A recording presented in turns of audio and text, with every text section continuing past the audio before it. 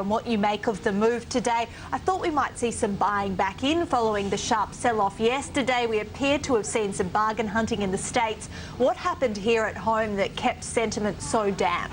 Kate, altogether a really disappointing day around the region, and that's because in the US we saw a positive session. We saw the S&P 500 up by 0.7% overnight, but in the region we did see some sharp losses coming through once again. The Australian market down by 0.5%, and really what we saw was a move into safe haven assets, especially in terms of currency. And currency is probably what explains what happened in today's market the best way. If we have a look at currencies, the currency that everyone's watching at the moment is the US currency versus the Japanese yen. And just to give you a 5-year picture of the US dollar versus the Japanese yen, this is what it looks like.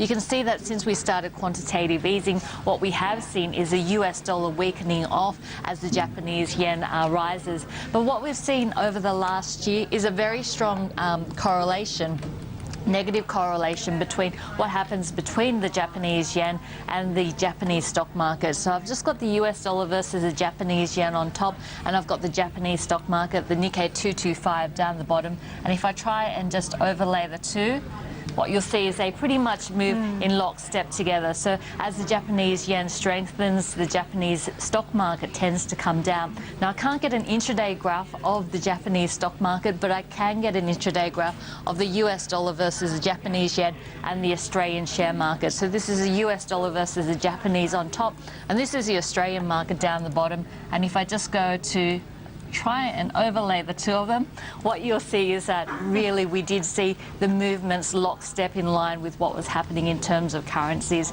So as the Japanese yen moved towards the 101 level in terms of the US dollar to the Japanese yen cross, we did see a big move into safe haven assets, and that meant risk off for equities today. It wasn't surprising. We saw people like Bill Gross coming out to say that risk assets are looking vulnerable. In fact, he went so far as to call China the mystery meat of the emerging markets.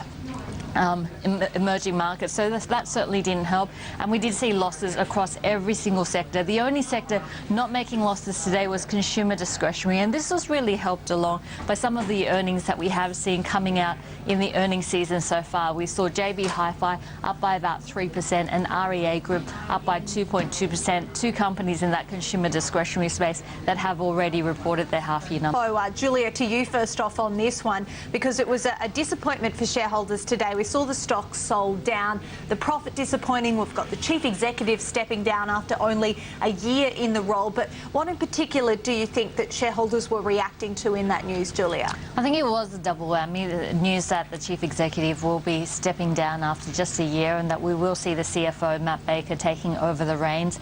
But really the evidence of a softer environment for Echo was negative today. We saw the stock down a massive 6%, and the half-year numbers did come in below expectations. We did see underlying profit at $71.5 million. Now, if we have a look at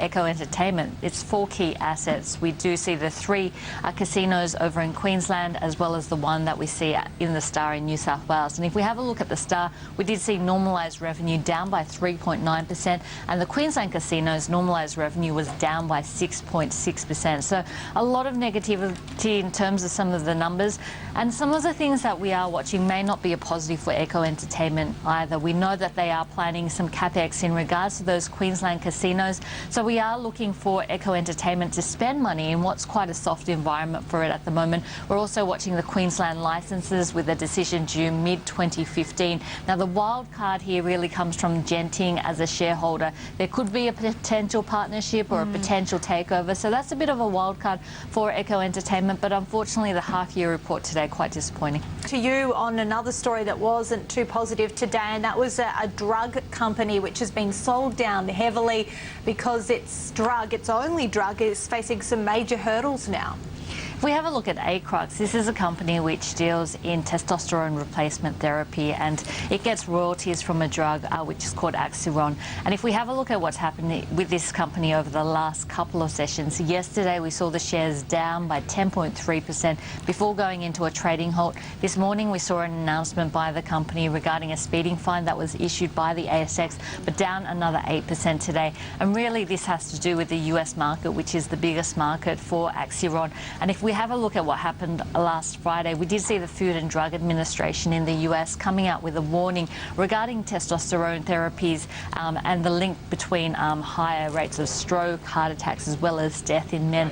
Now, they did cite 2 medical journals which base their findings on observation and not necessarily clinical trials, but it does look like the FDA is now involved. So this is a negative for ACRUX, and it does lead to uncertainty. It does look like the FDA will be having their own investigation, and this is going to take a number of months. So there hasn't been any restriction in terms of the sales of the product, but the negative publicity coming through the fact that the Food and Drug Administration over in the US is now involved, and now potentially months of uncertainty was bad news for ACRUX's share price. Yesterday down 10%, today down another 8%.